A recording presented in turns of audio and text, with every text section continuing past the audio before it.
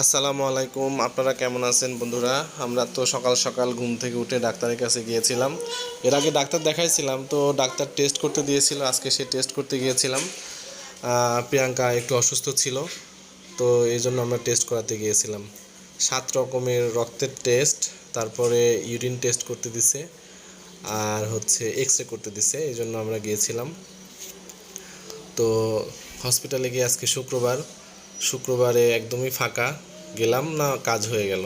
যাওয়া যাওয়া মাত্রই সাথে সাথে কাজ হয়ে গেছে, কেউ নেই। শুক্রবার আমরাই প্রথম গিয়েছি, একদম ফাঁকা ময়দানে গোল দিয়ে আসলাম। আর আমায় এসে টেস্ট করে আধা ঘন্টার মধ্যে টেস্ট কমপ্লিট।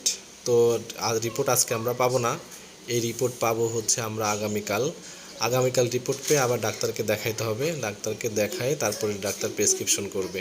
তো সেই পর্যন্ত আপনারা ভালো থাকবেন, আর অবশ্যই অবশ্যই আমাদের জন্য দোয়া করবেন, আমরা যেন আরও সুন্দর সুন্দর ভিডিও আপনাদেরকে দিতে পারি। তো বন্ধুরা, আপনাদেরও সুস্থতা কামনা করি। আসলে সুস্থতা হচ্ছে আল্লাহর সবচেয়ে বড় নিয়ামত। ধন্যবাদ সকলকে।